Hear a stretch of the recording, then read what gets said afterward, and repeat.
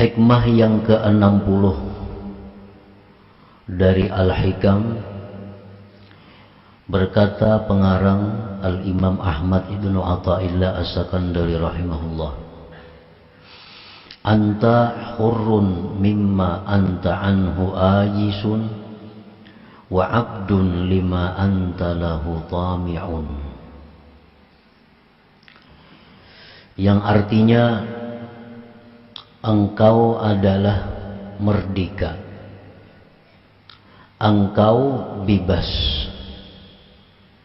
daripada sesuatu yang adalah engkau dari sesuatu itu tidak berhajat, tidak bergantung.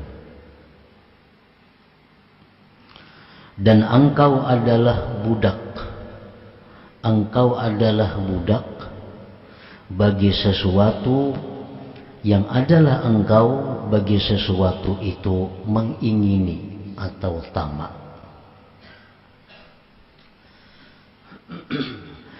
Nah, para muhibbin rahimakumullah, artinya kita ini merdeka.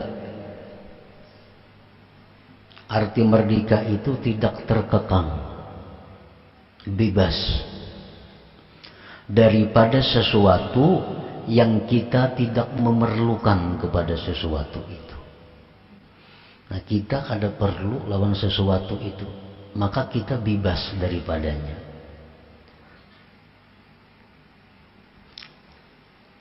Dan kita menjadi budak bagi sesuatu yang kita ingini. Kita menjadi budak bagi sesuatu yang kita ingini. Kita ingin sesuatu, maka kita kejar sesuatu itu. Dan kita tunduk patuh kepada sesuatu yang kita ingini itu. Jadi orang yang tamak, maka dia merupakan budak bagi yang diingininya. Orang yang tamak dengan harta, dia budaknya harta. Siang malam, pagi sore, dia kejar harta itu. Orang yang tamak dengan jabatan, dengan kedudukan, siang malam dia kejar kedudukan itu sampai dia dapatkan kedudukan itu. Nah, itu adalah hambanya, budaknya kedudukan, budaknya harta. Para muhibbin rahimakumullah, ini hikmah yang ke-60 merupakan kesempurnaan dari hikmah yang ke-58, 59, dan ini yang 60. Membicarakan tentang tamaknya kita. Tamak itu adalah sesuatu ketergantungan kepada selain Allah dan senang, tenang dengan selain Allah. Disebut tamak. Termasuk di dalamnya adalah rakus, tidak merasa cukup dengan yang telah diberikan oleh Allah Subhanahu wa ta'ala. Qala Nabi sallallahu alaihi wasallam, iyyakum wat-tama' fa innahu faqrun hadir. Aku takuti kamu bersifat tamak, karena tamak itu adalah merupakan fakir yang ada. Bagaimanapun orang itu banyaknya punya harta, kalau dia masih tamak, dia itu sebenarnya adalah orang fakir. Dia itu sebenarnya orang yang fakir. Orang yang tidak mempunyai harta, tetapi hatinya kaya, tetapi hatinya tidak tergantung kepada selain Allah, itulah yang disebut dengan ghinal qalbi, kayanya hati seseorang dari selain Allah Subhanahu wa ta'ala. Wa qala an-nabi sallallahu alaihi wasallam, man kanat niyyatuhul akhirah jama'allahu syamlah wa ja'ala ghinahu fi qalbih wa atathu dunya wa hiya ragimah. Wa man kanat niyyatuhu fid dunya farraqallahu alaihi amrah wa ja'ala faqrahu baina 'ainaihi wa lam ya'tihi minad dunya illa ma kutiba lahu. Rasulullah sallallahu alaihi wasallam bersabda, barang siapa mengingini akhirat,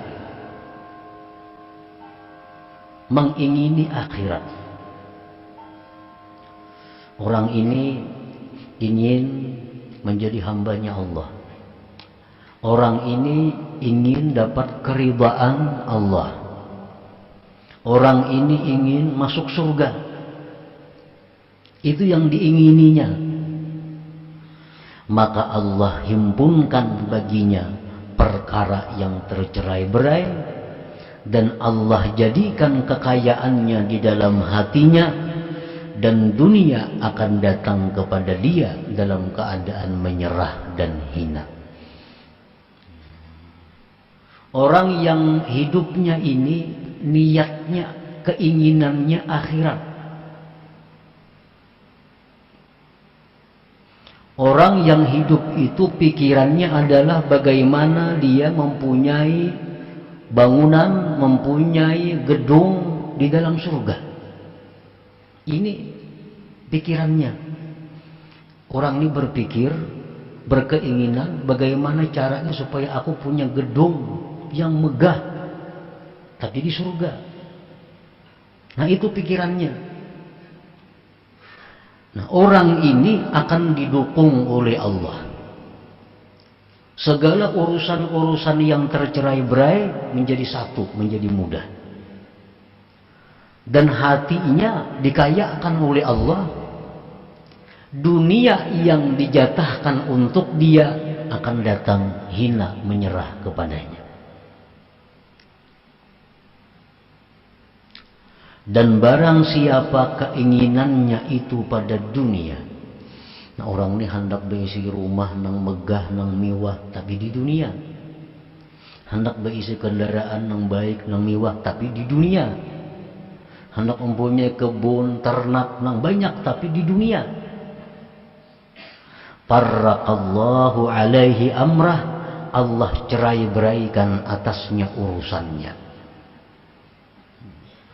Dan Allah jadikan kepakiran di hadapan matanya, dan tidak datang kepadanya dunia kecuali yang sudah ditetapkan baginya. Jadi artinya orang-orang yang mengingini duniawi ini akan selalu sibuk karena urusannya tercerai-berai, dan selalu merasa fakir, merasa kada cukup. Dan dunia yang diberikan Tuhan kepadanya kada berubah daripada apa yang ditetapkannya di dalam Lauhil Mahfuz di masa azali dahulu kala.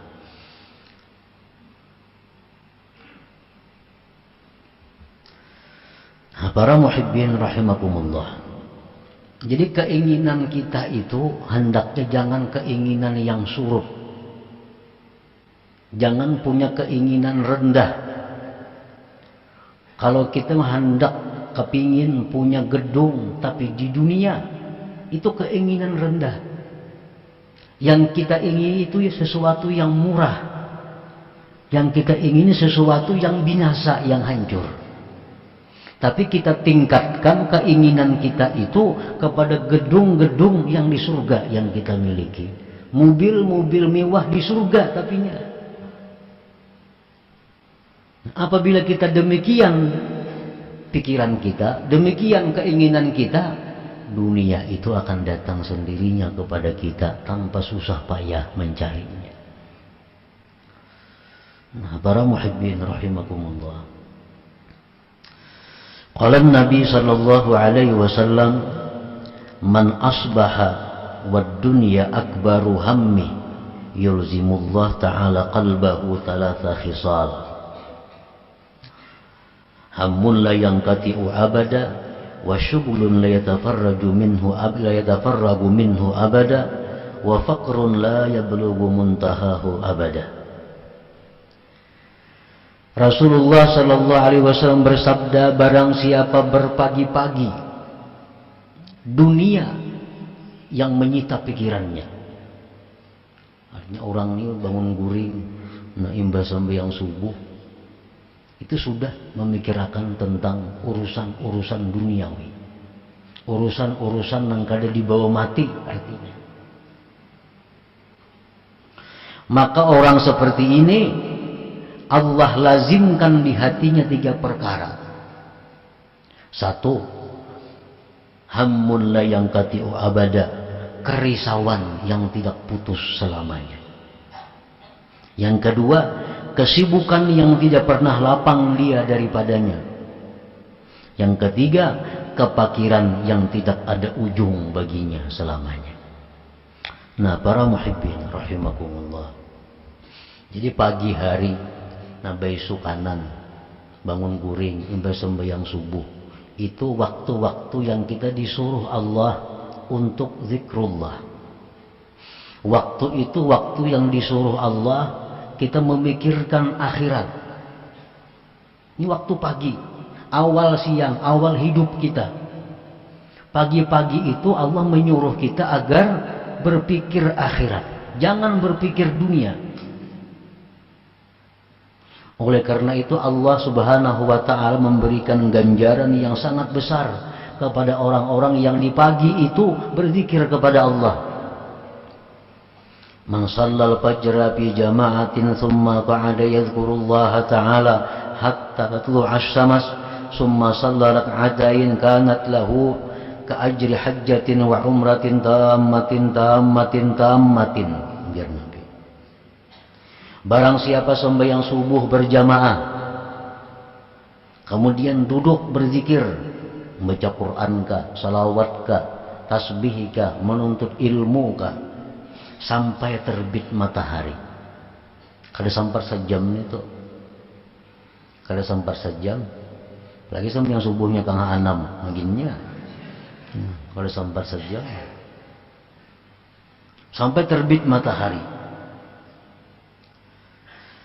Sembahyang isyraq 2 rakaat atau duha 2 rakaat, maka baginya mendapat pahala haji umrah sempurna ujar Nabi. Nah, ini adalah satu dorongan kepada umat bahwa hendaknya di pagi-pagi itu jangan memikirkan urusan duniawi. Isilah waktu pagi itu dengan akhirat. Nah, para muhibbin rahimakumullah. Qala ba'dul hukama at-tama' ala 3 aqsam. Tamak itu 3 macam. Qismun mahmud wa qismun madmum wa qismun ghairu mahmud wala madmum. Ada tamak yang dipuji, ada tamak yang dicela, ada tamak yang tidak dipuji, tidak dicela. Macam-macam tamak. Al-qismul awal, macam yang pertama, tamak yang dipuji. Kaqaulihi ta'ala hikayatan an khalilihi Ibrahim alaihi salam, walladzi atma'u ay yaghfira li khati'ati yaumaddin. Seperti firman Allah mengisahkan Nabi Ibrahim. Nabi Ibrahim berkata, wallazi atma'u, bermula yang aku tamak, bermula yang aku ingini, bahwa Allah mengampuni dosa-dosaku di akhirat nanti. Nah, tamak dengan urusan akhirat itu dipuji. Selalu merasa kurang dalam hal urusan akhirat, selalu merasa bodoh, akhirnya rajin menuntut ilmu. Selalu merasa kurang tubatnya, selalu tubat kepada Allah. Nah, ini tamak juga, tapi dipuji karena tamaknya ini kepada akhirat. Wal qismu tsani, macam yang kedua, ayyashghalahu an ada'i awamirillahi ta'ala aw yurida jam'al mal takatsur wat tafakhur. Tamak yang dicela itu adalah tamak yang mencegah dia daripada, yang menghalangi dia daripada menunaikan perintah Allah. Inya ini keinginannya itu membuat inya ini terhalang daripada yang disuruh Allah. Sembahyang berjamaah tertinggal, wirid-wirid kada terbacai, pengajian-pengajian ditinggalkan untuk mencari sesuatu daripada duniawi. Nah, ini yang dicela tamaknya. Tamak seperti ini yang dikatakan Imam Hasan Basri, halakuddin wa fasaduhu at-tama, binasanya agama seseorang itu berada pada tamak. Ini kalau urusan usahanya paling sulit meninggalkan usaha. Jakanya kawa kada beperayaan. Tapi kalau urusan ibadah, nah itu kurang lebih. Urusan menuntut ilmu kurang lebih. Bila ada kepentingan lain, kepentingan usaha, ya kada usah sembahyang berjamaah, kada usah ke pengajian, karena ini ada urusan usaha. Nah, ini tamak yang dicela. Tamak ini yang merusak agama seseorang.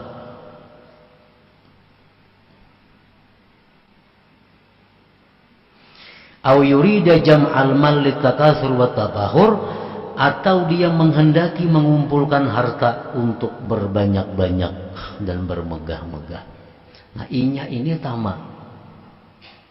Waktunya bagus, pengajiannya kada tertinggal, berjamaahnya kada tertinggal. Tapi di waktu-waktu kosong dari kegiatan agama, inya mencari dunia untuk berbanyak-banyak dan mengumpulkan duniawi. Ini pun dicela juga. Alhaakumut takatsur hatta zurtumul maqabir. Kamu itu dilalaikan oleh berbanyak-banyak sampai kamu mati. Hatta zurtumul maqabir, sehingga kamu ziarah kubur, sehingga kamu masuk kubur artinya. Nah, ini yang dicela.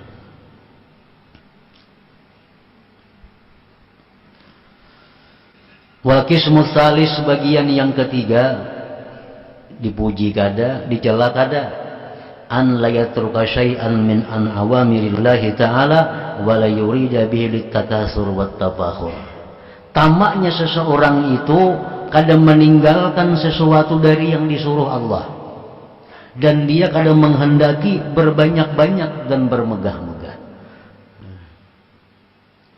Ini orang anjuran Allah, seruan Allah dipenuhinya, dan inya pun berusaha kada untuk bermegah-megah, kada untuk menumpuk-numpuk kekayaan. Nah, ini tamak juga, cuma tamak ini dipuji kada, dicela kada. Walakin tarkuhu afdal, tetapi meninggalkannya itu lebih afdal.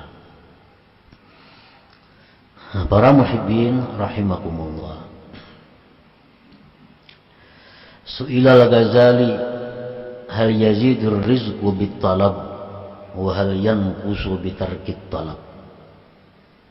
Imam Al-Ghazali ditakuni, adakah berusaha itu menambah rezeki, dan tidak berusaha itu mengurangi rezeki? Kalau kita berusaha, apakah itu menambah rezeki? Kalau kita kada berusaha, apakah itu mengurangi rezeki? Imam Ghazali menjawab, kalla, tidak, artinya tidak. Fa innahu maktubun fil lauhil mahfuz muqaddarun wa muaqqatun wa la tabdila li hukmillah wa la taghayyira li qismatihi wa kitabih. Karena rezeki itu sudah ditulis dalam lauhil mahfuz, ditakdirkan, diwaktukan, dan tidak ada yang bisa mengganti hukum Allah, dan tidak ada yang bisa merubah bagian yang dibagikan oleh Allah dan ketentuan Allah itu. Nah, para muhibbin rahimakumullah, jadi Allah misal membagi kita rezeki dalam satu minggu, diberi Tuhan kita rezeki misalnya sekian. Nah itu kan bisa dirubah, dikurang kada kawa, ditambah kada kawa. Tutup misalnya toko, kada mengurangi, karena isok mungkin 2 kali lipat pada biasanya.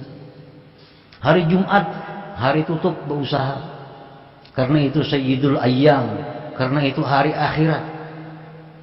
Hari Jumat itu disebut hari akhirat. Kadang mengurangi rezeki, sedikit pun kadang mengurangi rezeki. Kalau kita percaya dengan apa yang ditentukan oleh Allah Subhanahu wa Ta'ala. Nah, usaha kadang menambah rezeki, kadang berusaha, kadang mengurangi rezeki. Lalu apa gunanya Allah menyuruh berusaha? Apa gunanya? Ya ayyuhalladzina amanu idza pantashiru fil ardi fa idza qudis shalah pantashiru fil ardi wabtaghu min fadlillah. Bila selesai sembahyang, pantashiru, bertebaranlah kamu di muka bumi, wabtaghu min fadlillah, cari anugerah Allah. Kan itu usaha. Allah menyuruh berusaha. Nah, sedangkan usaha kan mempengaruhi dengan jatah rezeki kita. Apa gunanya berusaha? Nah, usaha itu kita disuruh oleh Allah litarattu bil iqab was thawab, untuk menimbulkan siksa dan pahala. Ada orang berusaha, usahanya baik, usahanya jujur, kadang melalaikan perintah Allah. Nah, ini usahanya jadi pahala. Pedagang-pedagang yang jujur itu hari kiamat dihalau wajahnya seperti bulan purnama. Nah, jadi Allah menyuruh berusaha itu hanya untuk menimbulkan pahala bagi yang usahanya baik, usahanya jujur, dan hanya untuk membuat siksa kepada mereka yang usahanya salah, usahanya melalaikan hukum Allah. Nah, jadi usaha kadang berfungsi. Orang yang berusaha dengan baik, dengan jujur, pahala fisabilillah. Orang yang usahanya salah, usahanya melanggar hukum Allah, fisabilillah, syaitan, di jalan syaitan. Jadi usaha itu hanya untuk menimbulkan pahala atau dosa. Nah, kita hari ini berusaha, kita ke pasar, buka toko, bisa dosa yang kita dapat, bisa pahala, tergantung keadaan.